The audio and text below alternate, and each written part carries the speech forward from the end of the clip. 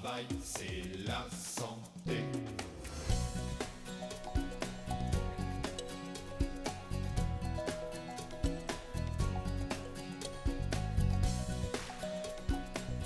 Le travail, c'est la santé.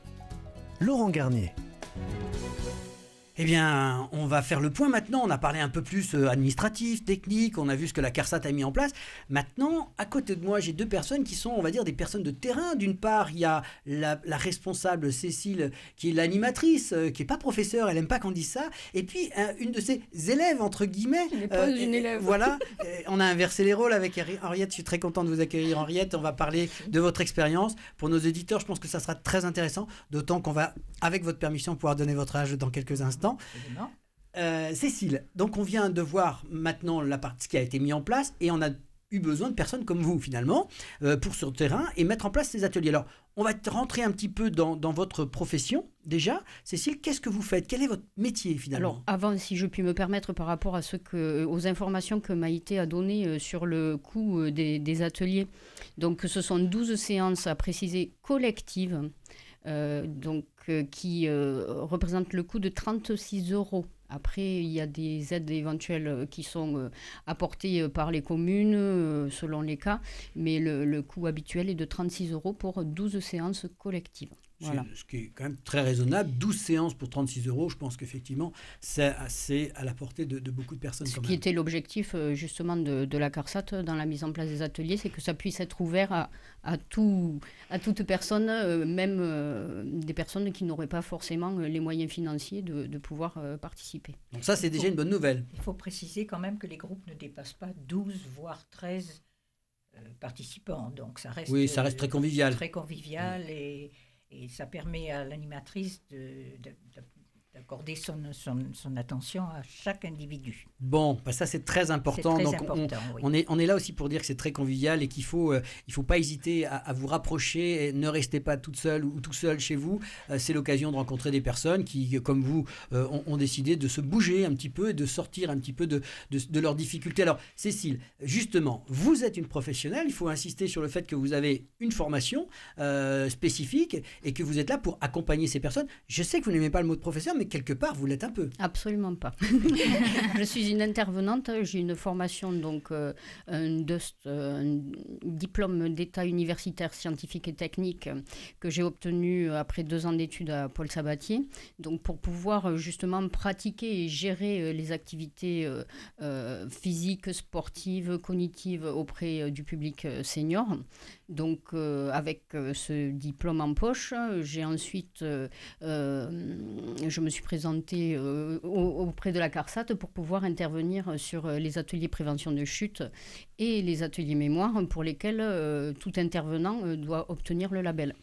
Donc, je me suis formée à cet effet et donc depuis 2007, j'interviens dans la périphérie de Colomiers, donc Colomiers qui est mon lieu de résidence et la périphérie de manière à mettre en place les ateliers prévention de chute et mémoire. Alors, mettre en place ces ateliers, comment vous constituez ces groupes finalement? Comment les gens viennent à vous en fait? Alors parfois, nous avons la chance d'avoir des partenariats qui se mettent en place sur les communes, donc auprès des CCAS, des centres d'action communale, centres communaux d'action sociale. Merci Maïté. Merci Maïté. Et oui, ces les centres abréviations sociaux qui nous donnent la chance de pouvoir justement être mis en relation avec le public visé, puisque comme vous l'avez spécifié tout à l'heure, les personnes que nous recrutons au travers des stages, des ateliers, ce sont des retraités. Et ces retraités ne sont pas forcément accessibles au quotidien. Donc le partenariat que parfois nous avons la chance de pouvoir mettre en place nous permet justement de créer des réseaux professionnels.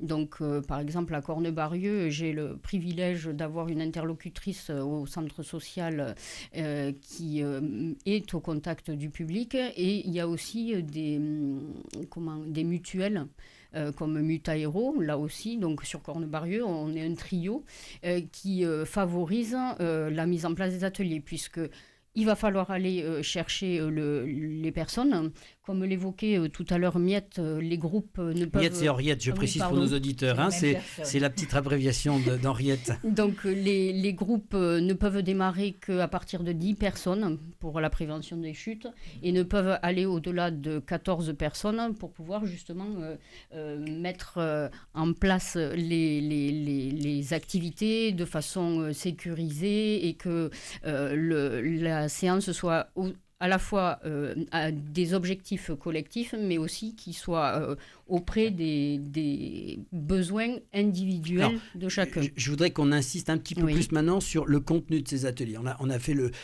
vu que maintenant, on en reviendra un petit peu avec Henriette tout à l'heure, on a vu comment venir vers vous, mais qu'est-ce que vous y faites? Qu'est-ce que vous proposez aux gens finalement? Alors nous, ce qu'on va faire, en fait, on parle d'atelier prévention des chutes, d'équilibre. Donc ce qui va nous intéresser essentiellement, nos objectifs généraux, ça va être tout ce qui concerne l'équilibre, la marche, de manière à, comme le disaient Françoise et Maïté tout à l'heure, à viser un maximum d'autonomie, donc un bien vivre, un bien vieillir, donc pouvoir rester à domicile un maximum de temps, mais en bonne santé. Donc nous, on va travailler sur, mais Miette pourra aussi en témoigner, du fait que elle a vécu les ateliers en direct. Donc, on va travailler sur de la marche, on va travailler sur de la posture, on va travailler sur du renforcement musculaire, sur de l'assouplissement, sur de l'endurance pour tout ce qui est sur le plan respiratoire, cardio-respiratoire, comme on le dit dans notre jargon. On va travailler, comme vous l'avez évoqué en début d'émission, sur le passage au sol, comment pouvoir descendre au sol ou en cas de chute, une fois qu'on est au sol, comment se relever, comment se sortir de certaines situations difficiles quand on est seul. Donc, c'est tous ces aspects-là. Et beaucoup aussi, on va travailler sur la confiance qu'avait évoquée Françoise tout à l'heure. Ça va être une prise en charge vraiment globale de la personne. J'ai envie de parler tout de suite avec Henriette parce que là, on a un vrai coach sportif. Là. Elle vient de vous donner un programme. Complètement. Mais, Henriette, vous fait cette démarche et vous étiez chez vous, probablement comme nos auditeurs. Qu'est-ce qui vous a poussé à vous lever et dire j'y vais? Expliquez-moi votre démarche avant de me raconter comment ça s'est passé. Il faut dire que j'ai eu connaissance de ce type d'atelier par l'intermédiaire de Colomiers Retraite Active, qui est une association importante qui regroupe beaucoup d'activités. Et j'ai pris conscience, j'ai été contente de découvrir ce type d'atelier, parce qu'avec l'âge, bien sûr, on est appelé à chuter donc, je n'ai pas hésité à m'inscrire de cette façon-là. Alors, après, ça s'est passé comment? Vous avez fait la démarche, vous avez votre premier cours, on va dire. Alors, mon premier cours, j'ai d'abord subi une petite évaluation. Ah, donc des tests sportifs, alors pour Henriette. Oui, tout à fait. Voilà, Henriette, qui je vais le dire quand même, et qui est à côté de moi, et qui a 80 ans quand même. Hein, et elle est en pleine forme. Oui, c'est ça. On ne va pas donner le détail. Le coach a l'air d'être d'accord, donc je vais suivre le coach. Voilà. Et donc, votre question, oui. Donc, mon premier cours, moi, je dirais que je fais de la gymnastique douce avec un objectif, c'est de renforcer le plus possible ces muscles qui fondent avec l'âge et de développer des techniques pour, par exemple, se relever quand on est tombé, marcher d'une certaine façon plutôt que d'une autre, ce genre de choses. Voilà. Alors, vous avez trouvé ça dans ces fameuses rencontres, ces fameux ateliers? Oui, dans le programme de... Avec plusieurs personnes, donc l'ambiance, ça se passe comment? Alors, de toute façon, l'ambiance est très chaleureuse. Il faut dire qu'avec Cécile, ce n'est pas difficile. Elle a toujours le mot qu'il faut avec chacun. Elle suit les difficultés de chacun et de chacune. Je dirais, oui, pour l'équilibre, effectivement, il y a quand même quelques messieurs, ce qui n'est pas le cas de tous les groupes de ce genre qui s'adressent à des retraités. Donc, voilà, ça s'adresse à tout le monde. Mais et là, oui, pour l'équilibre, c'est bien équilibré. C'est une bonne chose. Et donc, l'ambiance est agréable, très chaleureuse et souvent très drôle aussi. Donc vous, ça vous a apporté quelque chose? Vous Absolument. en rendez compte au quotidien, dans votre quotidien tous les jours? Ça vous aide? Vous êtes tombé depuis, non? Non, je ne suis pas tombée. Donc ça, c'est une bonne chose. Lorsqu'on a besoin de se baisser, de se relever... Alors comment on fait? Comment on fait pour se baisser? C'est quoi la technique? Alors se baisser, bon, ça, je le savais avant déjà, mais il ne faut surtout pas baisser la tête vers les pieds, mais se plier les genoux. Descendre sur les genoux. Et éventuellement de mettre un genou en terre et garder l'autre debout, à angle droit. Oui, oui. Et donc voilà, on ramasse et puis on peut se relever de cette façon en s'appuyant sur son genou ou avec une main par terre et une main sur le genou. Je vois que Cécile est en train d'acquiescer, Voilà, donc le cours a été bien elle retenu. approuve, Exactement, c'était important de voir ça. Ça me fait plaisir de vous voir comme ça. Vous avez l'air d'être très bien. On a l'impression que, au contraire, le message à faire passer, c'est aller vers ces cours. Ah oui, absolument, absolument. Si j'ai un conseil à donner, j'ai commencé ces cours à une période un peu difficile de ma vie et ça m'a beaucoup aidé. Donc, je pense que c'est dû à Cécile, bien sûr, mais l'ambiance avec les personnes qui étaient là. S'est créée, voilà. Ça a créé un groupe derrière. Vous voyez un petit peu. Non, on ne se voit pas spécialement. On peut rencontrer. Moi, je rencontre 2-3 personnes à l'aquagym, à la piscine, mais en dehors de ça, on est content de se rencontrer par hasard, mais jusqu'à présent, ça n'a pas vraiment. Oui, il n'y a pas de contrainte, c'est une liberté de chacun. Voilà, non, absolument pas. Non. On n'est pas dans un suivi obligatoire, on a la liberté d'aller... Tout à fait. Mais on est très heureux de se retrouver, par contre, c'est vraiment... Et on a l'ambition de se retrouver pour un suivi pendant le cours de l'année qui va commencer, l'année scolaire, et on est content de revoir les personnes qu'on fréquente d'habitude. Il y a quelques exceptions, mais enfin, ça, on fait avec. C'est comme ça, c'est la vie. C'est un beau témoignage, Cécile. Je crois que là, c'est le résultat quelque part de votre travail, d'avoir des gens qui ont accepté notre invitation et ça fait très plaisir. C'est ce que vous recherchez dans votre métier finalement, essayer de redonner à ces gens-là un peu de joie, un petit peu de désespoir. À travers ça, il y a aussi quelque part un peu une vocation, si le mot est peut-être un peu fort, non ? Oui, la vocation, je ne sais pas.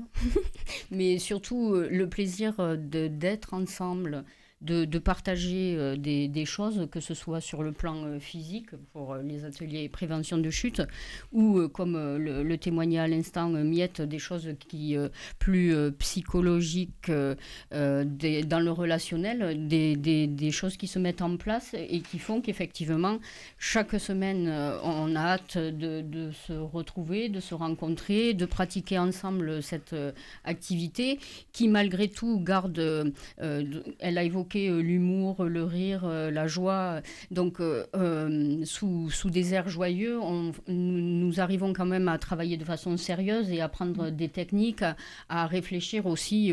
On n'a pas évoqué tout à l'heure par rapport aux ateliers. Ce qu'il est important aussi pour nous, en tant qu'intervenants de ces ateliers, c'est de pouvoir transmettre certaines recommandations par rapport à l'hygiène de vie, l'alimentation. Enfin, Miette peut-être peut en témoigner. C'est que on transmet des choses de manière à ce que les consciences s'éveillent et que effectivement sur les rythmes de vie peut-être il y ait une évolution, on ne fait plus les mêmes choses que quand on avait 20 ans sur un même laps de temps et c'est des comportements qui vont s'adapter avec l'âge.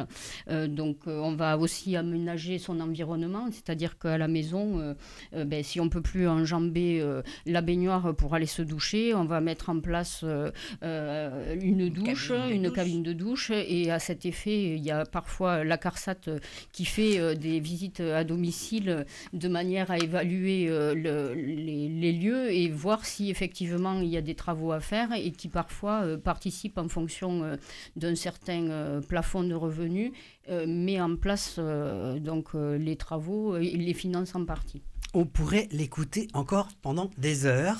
Elle est lancée. En tout cas, je comprends tout à fait, Henriette, que ce soit très agréable de travailler avec Cécile. On va terminer donc cette première émission. Nous nous reverrons le mois prochain pour parler de la mémoire, voir si on n'a rien oublié de cette émission. Quelques informations quand même à vous donner avec Maïté avant de conclure. Information, comment on retrouve tous ces ateliers, comment ça se passe ? Alors, comment ça se passe ? Là, c'est vrai que nous venons de parler de Cornebarieux, mais les ateliers, il y en a sur toute la région. Ils sont menés également avec les autres caisses de retraite, c'est-à-dire on se coordonne avec la mutualité sociale agricole ou le régime social des indépendants, de manière à couvrir l'ensemble du territoire de la région Midi-Pyrénées. Alors, pour retrouver ces informations, mais également les coordonnées des animateurs ou animatrices qui interviennent le plus près de chez vous, vous pouvez aller donc sur le site de la CARSAT. Le site de la CARSAT, c'est www.carsat-mp.fr. Dans ce site de la CARSAT, il y a une rubrique retraités et un onglet qui s'appelle Bien vieillir, des ateliers pour rester en forme. Et là, vous retrouverez toutes ces informations et également les coordonnées donc, des animateurs et animatrices au plus proche de chez vous. Si vous n'avez pas accès à Internet personnellement, appuyez-vous sur votre famille ou bien aussi renseignez-vous auprès de votre mairie, de votre entourage. Vous trouverez toujours quelqu'un qui a entendu parler de ces ateliers. C'est ce que j'espère, tout au moins. C'est ce qu'Henriette a fait puisqu'elle a découvert cette petite information dans un petit journal, je crois, de la CARSAT. C'est ça. Voilà, merci en tout cas à tous. Prochaine émission, le 7 octobre, nous poursuivrons notre sujet sur bien vivre à sa retraite avec les ateliers mémoire ou comment travailler sa mémoire. Je vous accueillerai à nouveau autour de cette table. Françoise et Maïté, merci pour vos précieux conseils dans la réalisation de cette émission. Avec plaisir. Avec plaisir. Et Cécile, merci de votre éclairage. Merci à vous. Henriette, pour votre témoignage précieux pour nos auditeurs. Merci. Je crois que c'est intéressant de les accueillir et de leur dire, voilà, venez. C'était Le Travail, c'est la santé, une émission réalisée en partenariat avec la CARSAT, la Caisse de retraite de santé au travail de Midi-Pyrénées. Une émission de Radio Présence, produite par Laurent Garnier et réalisée par Francky Guéret.